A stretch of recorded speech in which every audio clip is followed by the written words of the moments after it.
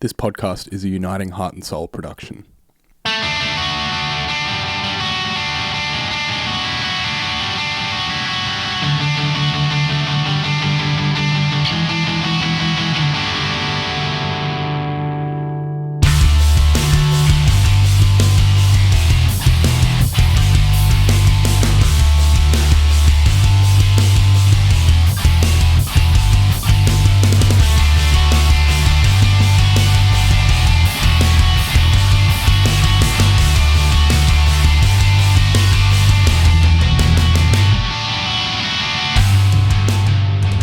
Hello and welcome back to Filthy Hope, a podcast from Uniting Heart and Soul in Wallara, where we dive into the grey spaces where Jesus, life and culture intersect. I'm your host, Jonty Creative Director here at Uniting Heart and Soul, and joining me this week, of course, is the Reverend Vanessa Williams-Henke, Senior Pastor here at Uniting Heart and Soul. On this week's episode of the show, I interview my co-host about her career before she became a minister, and about all things work-related. If you like the show, you can help us out a lot by leaving us a 5-star review on Apple Podcasts or just sharing it with a friend. The usual swearing warning applies. There are a handful of 4-letter words that get thrown around, but we also touch on subjects of sexual abuse and abortion in this episode, just in case you're sensitive to those things or you have kids in the car. Enjoy the episode, and I'll speak to you again at the end.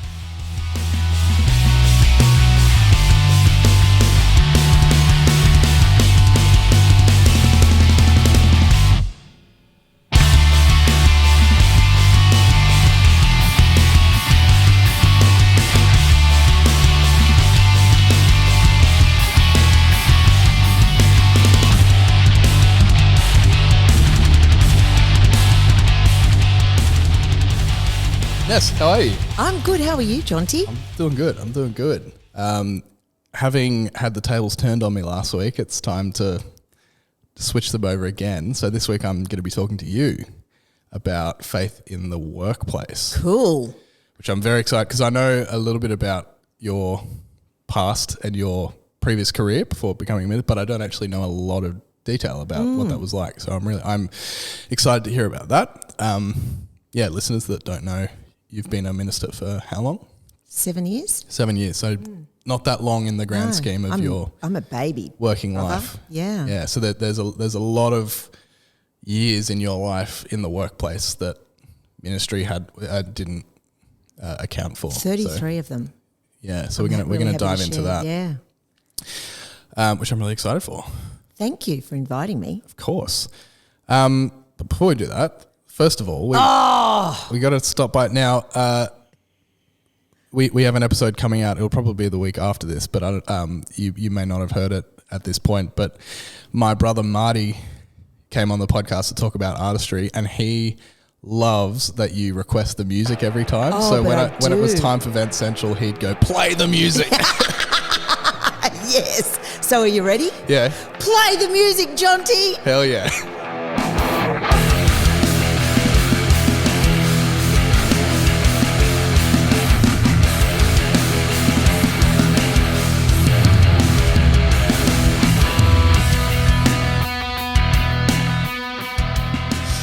All right, so it's my turn for Vent Central.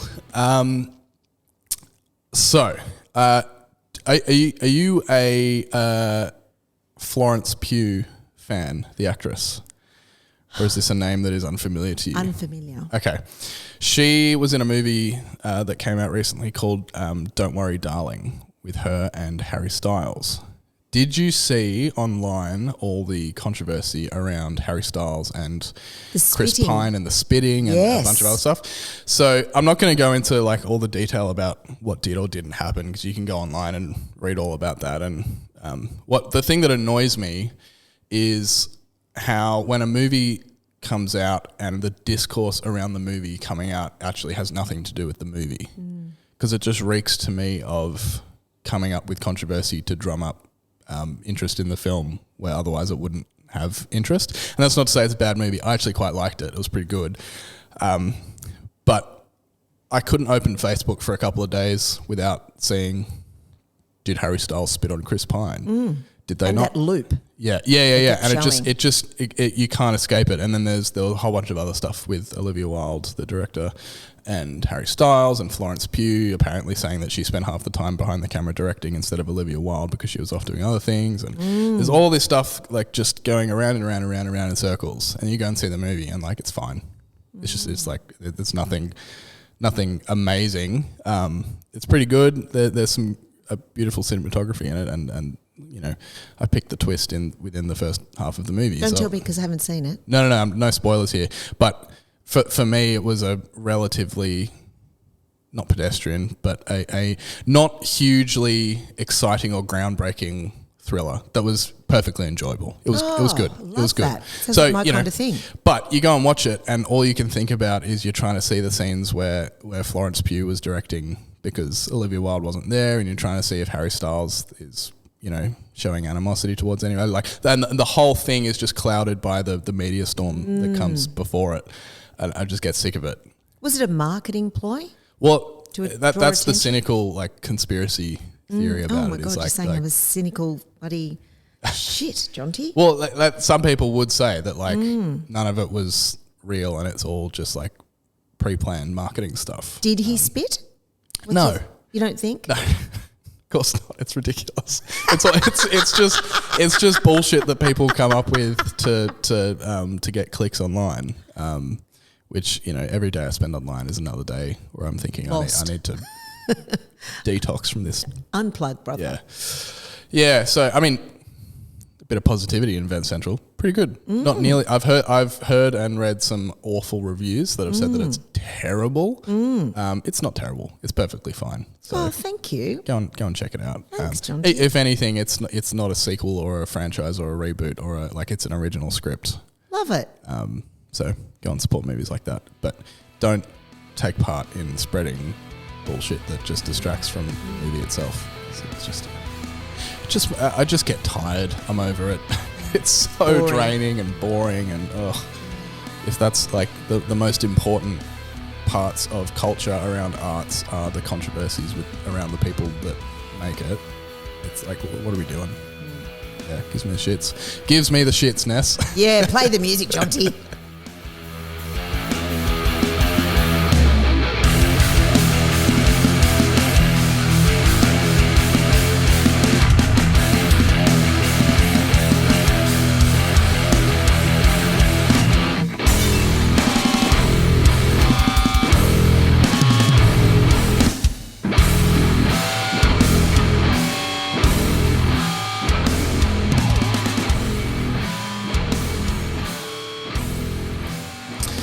So Ness, you are obviously currently working as the minister here at Uniting Heart and Soul, but that's not all that you have done in your working career. No. Can you tell me a little bit about what else you've done in your... Sure. So before I was a minister, Jonty, I trained as an actor, and Mum always said to me, "Oh, Dal, you need to, have something up your sleeve because you're not going to earn enough money being an actor, and you've got to be able to put, food on the table and have a house and a car and all the stuff. You should go to typing school and learn to be a typist," because this was in the 80s, and that was probably Mum's paradigm. That's what girls did. They were either nurses or typists, secretaries in the day. And I said, there's no way I'm going to be a secretary over my dead body. And at the time, Jane Fonda was doing her thing on telly, and a whole lot of what I call kick and giggle, aerobics. And the Rankin sisters were on TV doing their, sexy grapevine flick kick easy walk moves. And I was a dancer. And I thought, I can do that. I reckon I could learn to be one of those. It's just choreography to music and with a bit of personality up the front. I think I can nail that stuff. So I was a part of the very first group to ever be trained to be aerobic instructors, 1989 in Sydney, and I think there was a group of about 25 of us, and we became aerobic instructors through this, couple of weekends of training. And then I started putting my choreography together as I understood more about exercise and understanding how that worked. And then I call it audition. I think everything when you're going for job interviews an audition, because I was an actor. And I landed a job and teaching aerobics. I was teaching aerobics all the way through year 12, while my friends were earning $3.25 an hour in delicatessens. I was earning $15 to teach a class. So I was earning all this incredible money and staying really fit and healthy at the same time. Then I went off and became an actor, and I studied, and I thought that's where I was going to be definitely going in my life. And I wasn't a Christian yet. Teaching lots of aerobics, I was teaching up to 20 classes a week. So I was paying my way through college and living at home with mum and dad and really loving being a gym instructor. That was super fun. Went off and did other courses to learn more about that and to further my understanding of exercise physiology, but it wasn't my main thrust. Drama and acting was.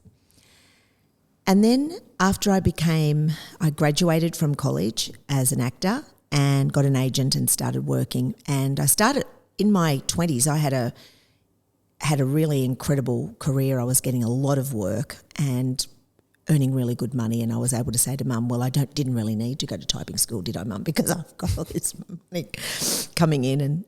But then there was gaps of time when I wasn't earning money, and I thought, I'm really glad I can teach aerobics.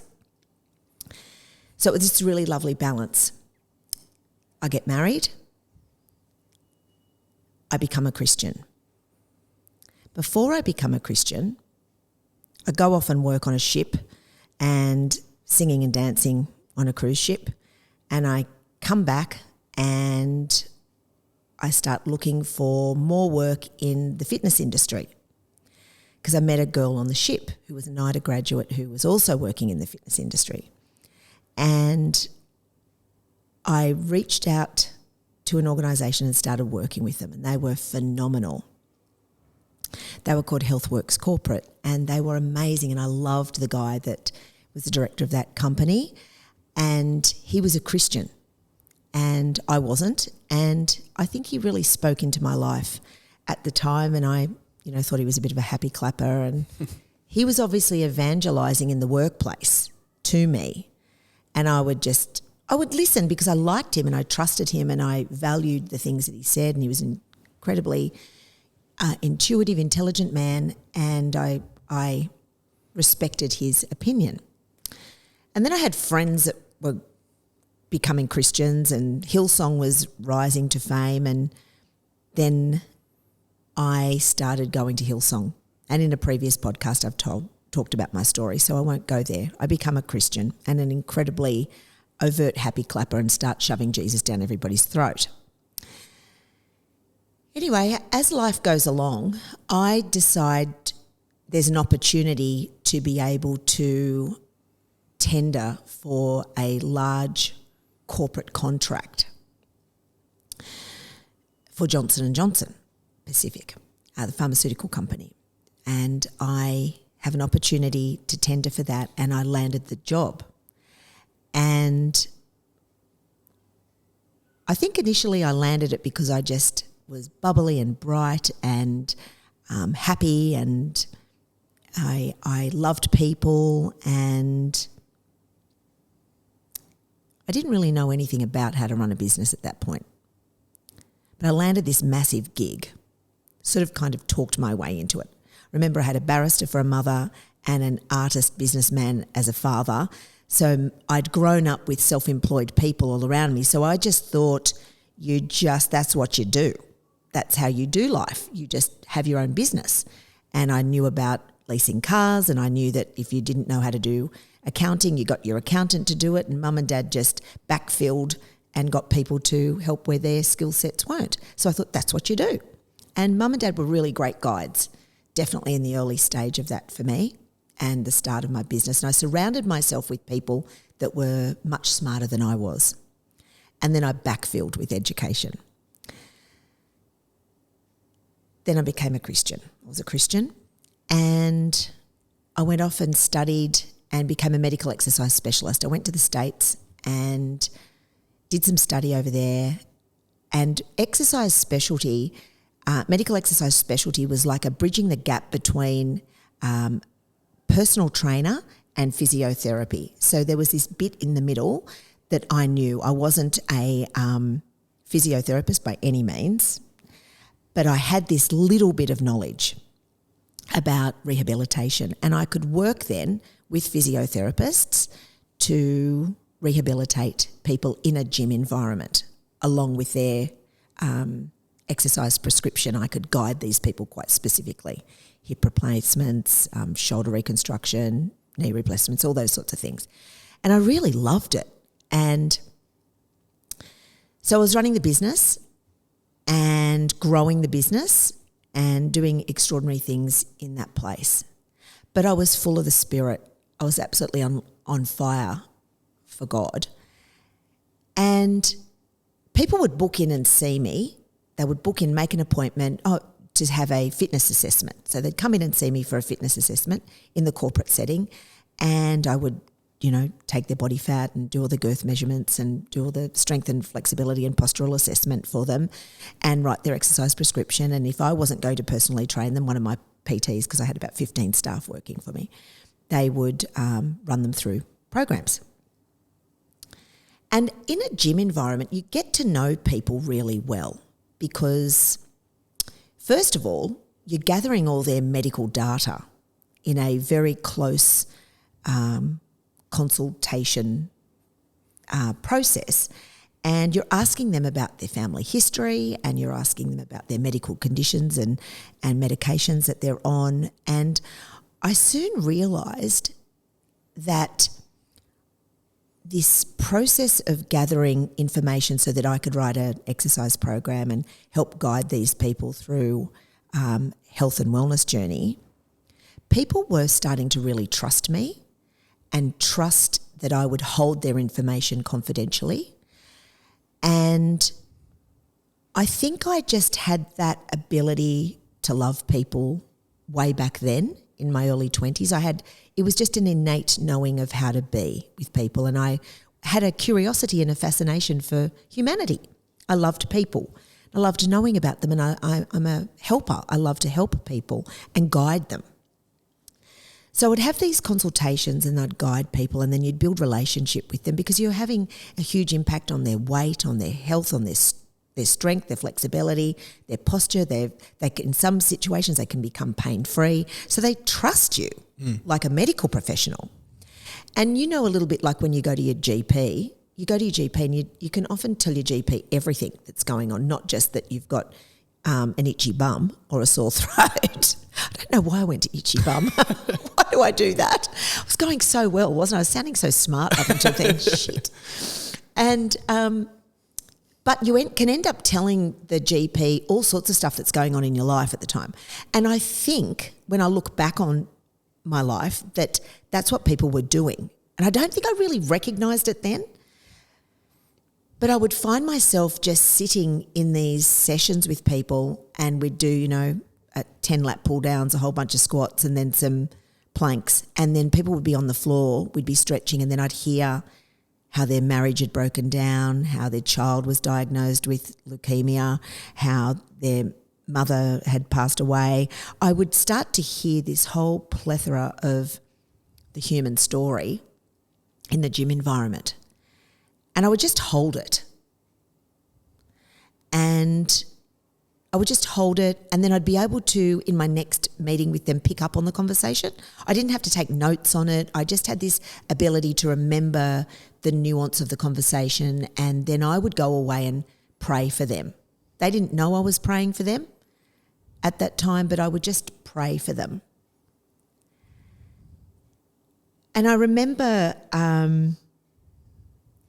one situation, I was doing some postural work at an ammunition company, and there was this really scary dude that was working there. It was my first day on site, and he had to be there. It was a work health safety program, and we were a part of this program that we were running for them. And so it was mandatory that he was there. It was compulsory participation. And he sat at the back with his leather cut, big scary tattooed arms, big beard like ZZ Top, as scary as all get up, scared the shit out of me, but I had to pretend I had my act together and I wasn't intimidated by him at all. And I had to ask him to do things like stand up, pull his shoulder blades back, tuck his chin in and brace his abdominals, and we were talking about all this musculoskeletal business, and he came up to me and he said, "Love, I've got no fucking intention of doing any of this shit, okay?" And he got right into my face. And I said, "Do you know what, love? I reckon you fucking do what you want to do. When you look the way you look, you can fucking do anything you want, mate. You've got my attention. Just sit down. Can I get you a Coke? Can I get you a coffee? What else can I do for you?" And he looked at me and he winked and he sat down and he did not participate. But I was cool with that. It actually made my job easier because I didn't have to worry about that. Anyway, I was there for a period of days, and as it went on, he and I became really tight. At the break times, he'd actually gravitated to me and we would sit and chat. I ended up hearing his whole life story and how he had he'd had a really rugged past. He was a bikie, he was seriously rugged. And how he had rescued a young girl. Her mother sold her for a slab of beer and he was raising her because he just thought that was not a great thing. So he would raise her and took her in as his own and was as wholesome as a bikie can be, raising this girl in his home. And he told me about it and had tears in his eyes and ended up saying to me, slapped me on my shoulders and said, "I'm coming up to Sydney for the bloody New Year's Eve, love. If you ever get into any trouble, love, I like you. I really like you, Ness. And I'm owed a couple of favours from my mates up in Sydney. So if you ever get into any trouble, we can call in a favour." He knew I was a Christian. I talked about God. I just got to filter in Jesus into all my conversations because I just do it and don't even know I'm doing it. I just be really authentic and honest about how I do Jesus in my life. I don't sugarcoat it. I just say it. This is who I am. I don't really give a shit what you think. This is what I think. Yeah. But in being that way, I sort of felt that I used to make a joke that I have I got a thing on my forehead that says, "Come and tell me all your life crap"? I honestly thought that I had a sign on my back or a sign punctuated on my forehead. I will listen to your life story with empathy. I will be an empathetic witness to your crap. And I started to realise that God had wired me that way. And so people would actually book in over the years at J&J. They would book in for a consultation time into the diary, and I would think that they were coming in to have their body fat measured or their strength and flexibility reassessed and have a new exercise program. But really they would come in and tell me about the fact that their husband was bashing them, or the fact that they had been sexually abused as a child, or the fact that they were having trouble with their 14-year-old teenage daughter. And now I know what it is that I was doing. This was way before I'd started seminary or my theology degree. I was just going to church, being a church chick. What I realised I was doing was pastoral care. And I was just able to listen and hold and pray. And I would say to the people, I'm a God botherer, I'm happy clapper, and I go to Hillsong and I can pray for you if you want. And some would say, "Yes, please." And then I would. And others would say, "No, can you do that when I go?" And I said, "Yeah, babe, no worries. I'll do that when you go."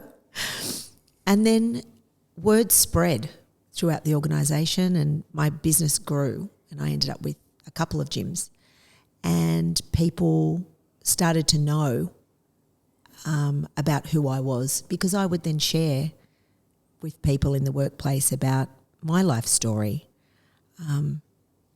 And when I was at college studying theology, and I would tell my spin class, because I would teach spin classes and pump classes and Pilates classes, and I would tell my people just as stories about myself, share about my life, and say, "Can you believe I'm going to study? God's calling me into a life of ministry." And they'd say, "You got to be fucking joking. I'd say, I know.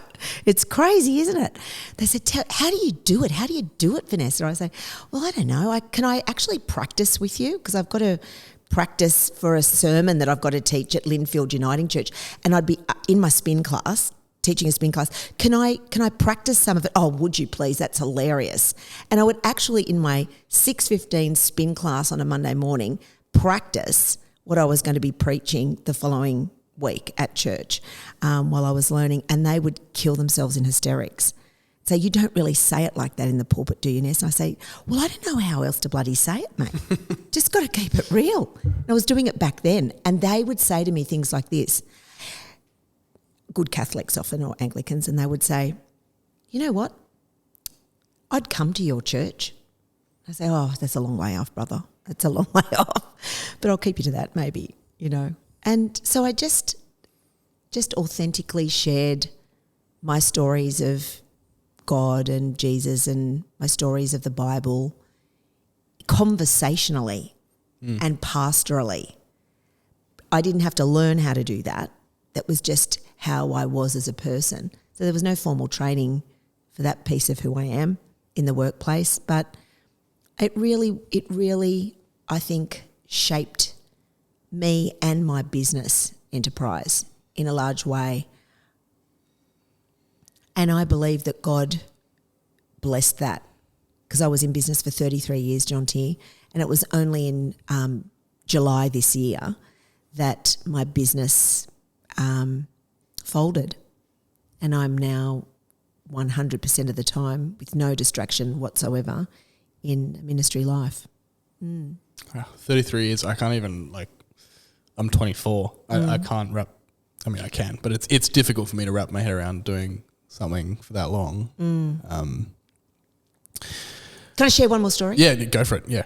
Before because I got some follow-up questions. I know you've got some questions. Yeah. I just want to tell you this other story, which is Please just do. Absolutely amazing. This woman was, she was an exercise specialist, and she was working with me, and she was on my team.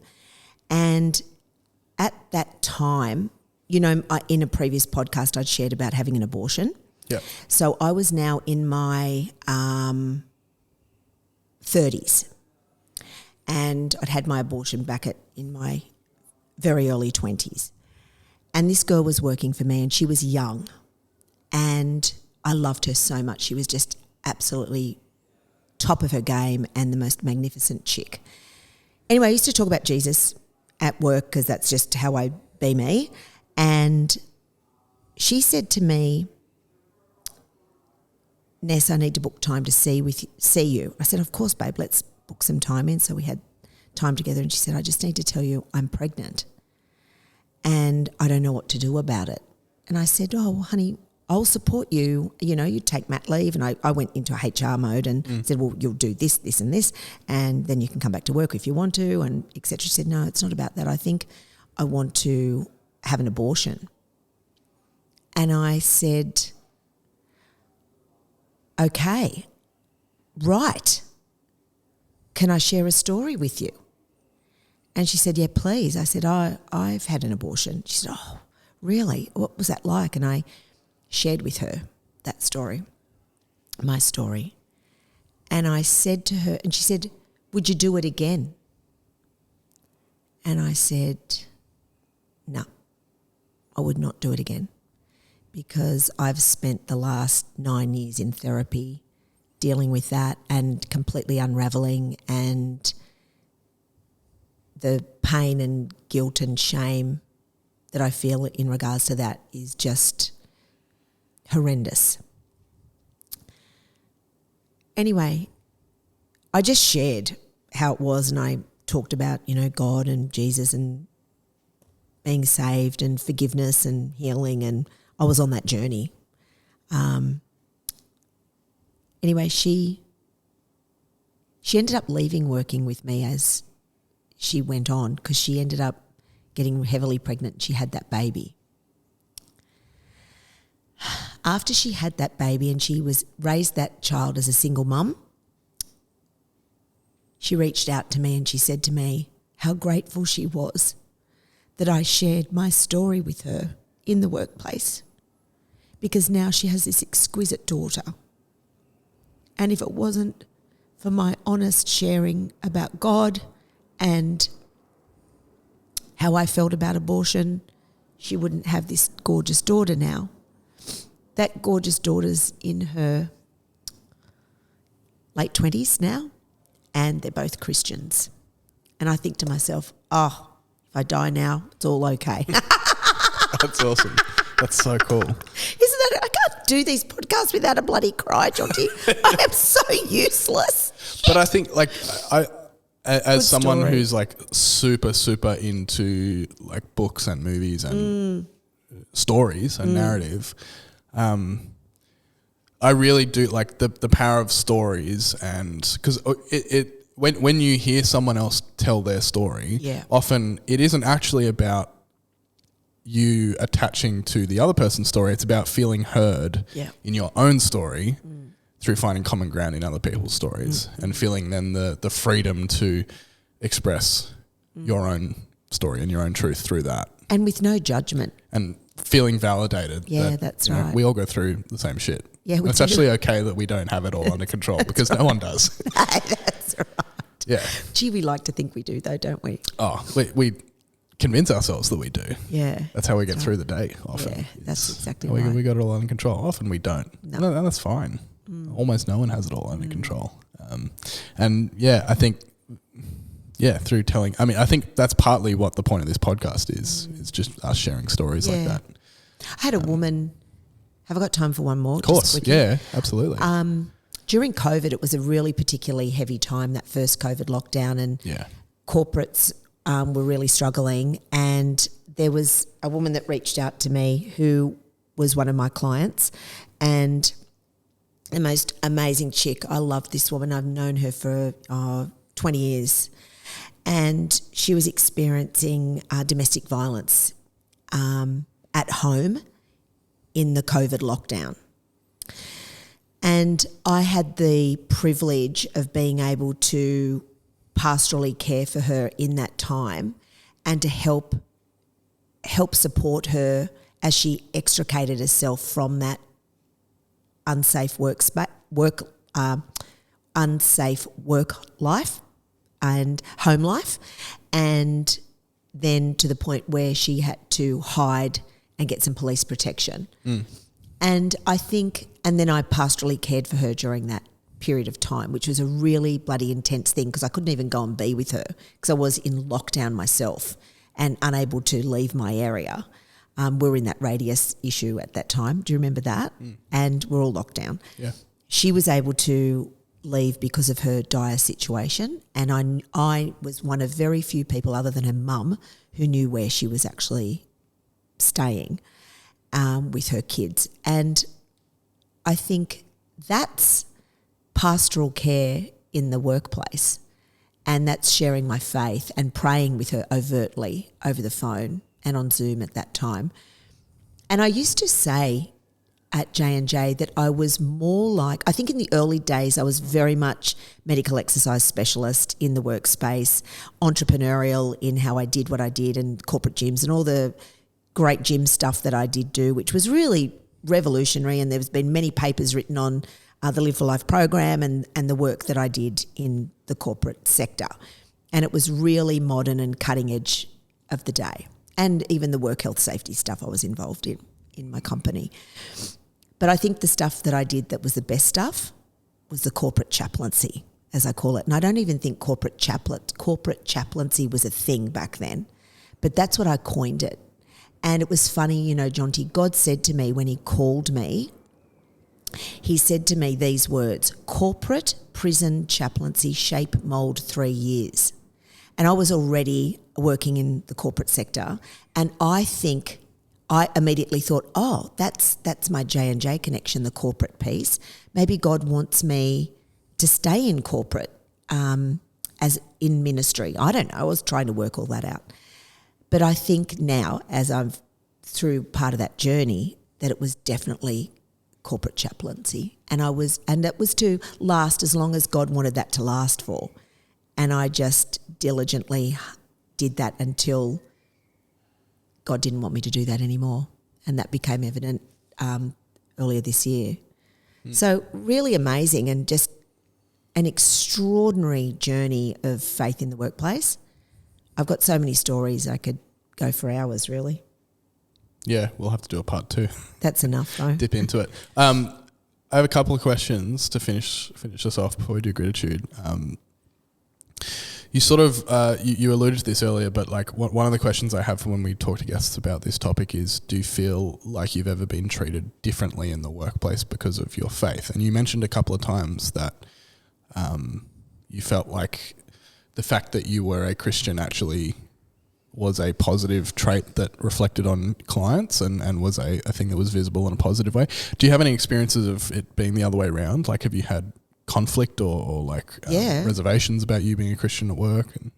Yeah, definitely. At the end it was, because I think I'd been in business for a very long time and I had a lot of executive support in what I was doing. They liked the way that I did what I did. They got to see from a HR perspective the impact that I would call it my ministry, but it was my business. And the people that I employed in the business, I had a lot of Christians that worked with me in the business, how that helped support, nurture and care for the people in the workspace. And they saw it as really positive and a wonderful thing. And they, in an inclusive world, they didn't have to call it corporate chaplaincy, they could call it the gym, right? And that got a massive green tick. Then there was a change of leadership, big change of leadership in my workspace, and I noticed those people were less supportive of my style, and I wonder. So the style of exercise specialty and personal training is like the body's a body, mate. Lat pull down's a lat pull down. There's squat's a squat. Movement patterns are movement patterns. Our body's biology has not changed in a very long time. So the way we execute movement patterns is the way we do it. So not much has changed in that space, and we were still running really modern expressions of exercise and how we do things, staying at the top of our game there. But what changed was the management structure, and I think their desire to not give a shit about the spiritual life or the emotional life and the well-being of their employees. I think they'd beg to differ and probably be quite upset with me saying that, but I think that I saw that happen. And it's just a trimming down, I suppose, of corporates. They have to trim in different areas, and COVID came and changed how we saw things in the corporate setting, and they ended up going with another provider who could just provide exercise specialty with none of the other special bits, as I call it. and the last question I have is to do with like work-life balance, and you could answer this in regards to the health and gym and fitness space, but also maybe what you're doing now in ministry, because we have similar experiences, having worked as a children and youth worker for a number of years, and then now here working with you. And I think it's pretty universal working in a church. Expectations of employees go much further than 9 to 5. How have you found over the years, maybe comparing and contrasting what it was like in corporate to now, in maintaining, whether it's family or friends or spiritual? Like, actually, I'll put a button in. I was going to ask how you balance your spiritual life with work now that but I'll put a button. We can do that another time. But maybe work-life balance, how's that? Have you found that changing or the same with the change of career, and how do you maintain those things? I'm really shit at it, Jonty. When I first became a minister, I was at MLC school, and pastoral care happened in 45-minute slots in school between 7:30am and 3:15 p.m, and there was no bleed over into my personal life because children are not allowed to communicate with you outside. Yep. I hadn't realised what a blessing that really was. And then there's school holidays and they can't contact you, and while the rigour of the school day was freaking intense. When I left school and all I had to do was prepare for the next day. I didn't have to, the pastoral load didn't come with me. It was a little bit like that in the corporate world as well. Once it was outside those gym hours, that was running from 6 a.m. till like 6:30 p.m. They were long days. But once it was over, and it didn't bleed outside. As you well know, in the church, it's a very different thing. And I am still getting my head around that. And I'm not very good at it because I want to help the world. And as my supervisor says to me, Peter says to me, Vanessa, you're going to burn yourself out, love. Put your tits back in your bra. Stop breastfeeding the world. And I think I just want to breastfeed the world. That's the thing. It's innately who I am, but it's going to kill me. I've got to get better boundaries around that stuff because I don't like saying no, Jonty. If somebody's in need, I want to be there to help them. So I find that particularly hard and I'm not good at it. And at times I really struggle because I don't like, if somebody's ringing me at 10:30 at night and I have a couple of people that do that, I want to ring them back or I want to pick up the call, even if I'm asleep. I want to pick up the call because they might need something. But then I'll be awake till 1 a.m. because then I'll be thinking about it and I'm not going to get any sleep and I've got to be up at the crack of dawn because I've got to come and do another work day. And so I've got to get better at that. So to answer your question, I need help. So if anybody's out there that can help me with that, I'm up for it. It's really hard, and especially like the way that pay works in the church as well, with the different structures of how you get paid for the work that you do. Like on the one hand, different people are paid more of a salary for the hours that they do. But even then, it's still really difficult because your hours are flexible and things come up and it's like, oh, it's 9:30 on a Friday night and the edit needs to be redone for online church because someone's unhappy with something and it just has to be done, right? Yeah. But then like the other element of that is if you're like yourself, we don't have to go into the details, but with the stipend thing, which in technicality isn't a salary, that's a allowance that frees you from having to work so that you can devote your life to ministry, which then removes all ability to say, well, no, my work hours are no longer at this time and so you can't contact me because I'm no longer at work. Because by the nature of the job description, you're kind of freeing yourself from those restraints to be able to minister to your community. Correct. Which makes it almost impossible, I think. That's why I have a lot of respect for people like you who can do that. I just told you in the other sentence, I don't do it well at all. But even then, the fact that you are doing it at all, I think it blows my mind that people have the ability to commit themselves to that.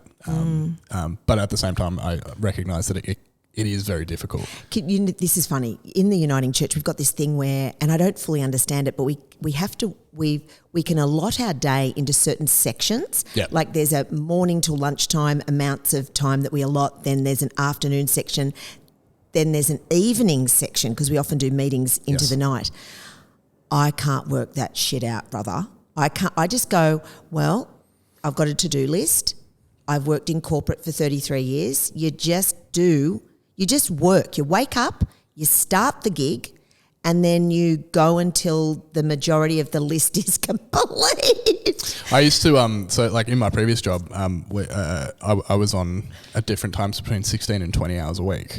So that's not full-time, very much not full-time. So being able to manage that, I was actually told like we need to break it up into morning and afternoon chunks. That's right. Like almost like that's what they say. Like quarters, and you need to break it up into whatever, and you need to decide if each chunk is X number of hours, you're going to work this day in a morning and this day in an afternoon, and then outside of that you just don't show up. Which is easy to say when you're only working part-time.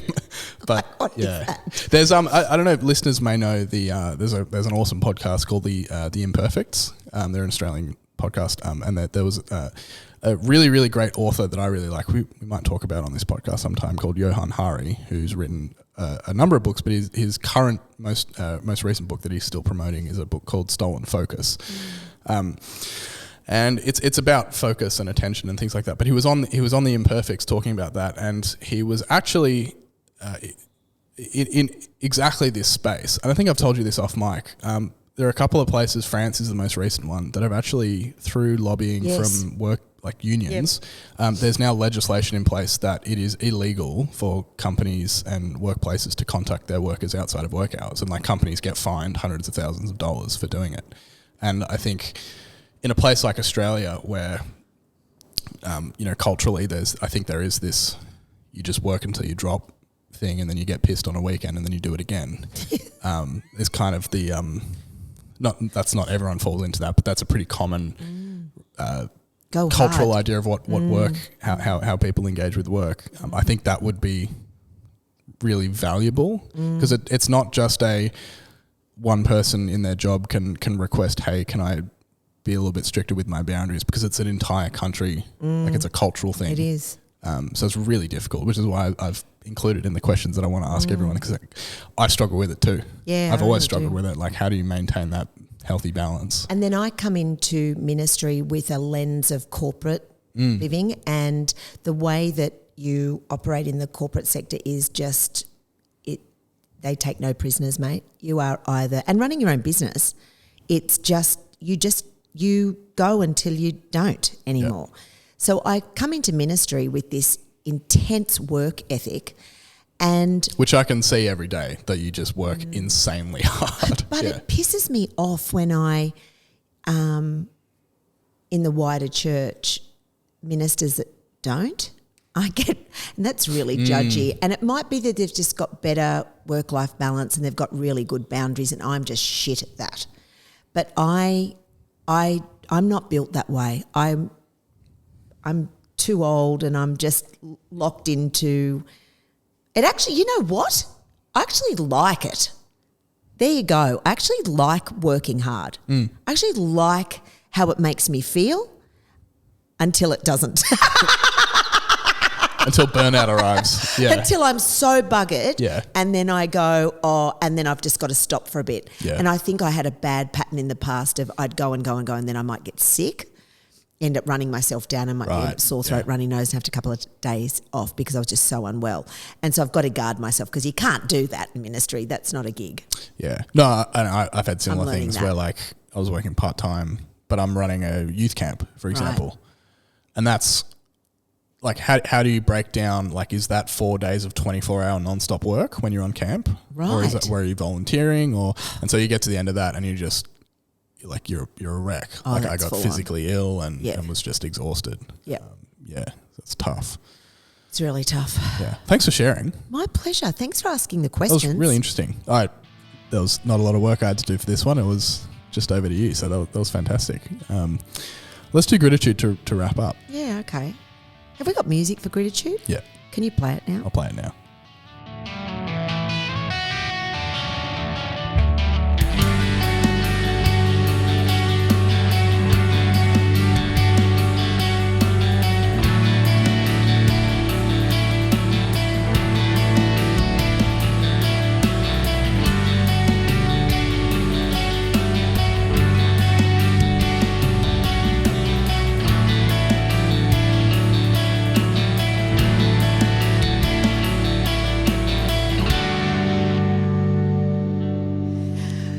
Most grateful for, Jonty, and I've only just reflected on this as early as yesterday. Makes me want to cry. I'm going to cry again. Is that I'm so grateful that I had the opportunity and that God trusted me so much to be able to influence lives the way that I was able to in the corporate setting. It was an absolute blessing, and I believe I did a 33-year internship to learn how to be a minister. Because I learnt a lot about ministry through under the guise of medical exercise specialty. Because I learned how to be with people, how to love people, and I'm so grateful for Johnson & Johnson and how they loved me and cared for me, and they loved the business model that I brought to the table for so long, and I'll be forever grateful for them for that, because it was incredible. 33 years. Yeah, it was a long time. Yeah. Absolutely. And God got to use me in a really dynamic way, and I just hope God uses me in a dynamic way in the church like he did there. Because I'm still finding my way as a minister, still trying to work it out. I feel like a shit minister. I'm a better medical exercise specialist than I am a minister. There'll be a tipping point, though, I reckon, at some point. I'll get better at that. Yeah. Oh, look, any minister, male or female, that says they got it all figured out, I'm immediately skeptical of. I'm like, no, you don't. Oh, my God. We interviewed beautiful Reverend Dr. Jensen, Michael yeah. Jensen yesterday, and that dude sat in this chair and he's so got his shit together. He's such a grown-up. He's so proper, and I just, wonder if I'm ever going to be like that, Jonty. You don't need to. He already exists. You don't need to be Michael. Michael can be Michael. You're Ness. It's impressive, though. Yeah, no, he's fantastic. Yeah, well, thanks for sharing. Pleasure. Yeah, that gives you a little taster. We've got Michael Jensen coming up in a couple of weeks. Next week, I'm going to be chatting to my brother. Yes. About music. Can't wait to hear that one. That was cool. We didn't even feel like a podcast. We just sat down and chatted. Yeah, so we've got those coming up. Yeah, I'm Jonty. I'm Ness. This is Filthy Hope. See you next week. Thanks for listening. Once again, if you want to support this podcast, leave a 5-star review on Apple Podcasts, or just a positive review on whatever platform you listen to us on. Next week, we won't be talking to my brother. We'll actually be talking to Rachel Collis, whose new double album, Mayfly, is now out exclusively on her website, rachelcollis.com. We're going to be talking about all things music and artistry, as well as how faith interacts with creativity. Go and buy the album for homework, or go and check out her back catalogue. There's a wealth of great music waiting for you to discover it. Find us on socials or join the private Facebook group that's linked down below to engage with us on a more personal level. If you want to get in touch, send us questions, stories, or vent centrals, you can email us at filthyhopepod@gmail.com. We'll see you next week, and until then, take Jesus seriously and don't be a dick.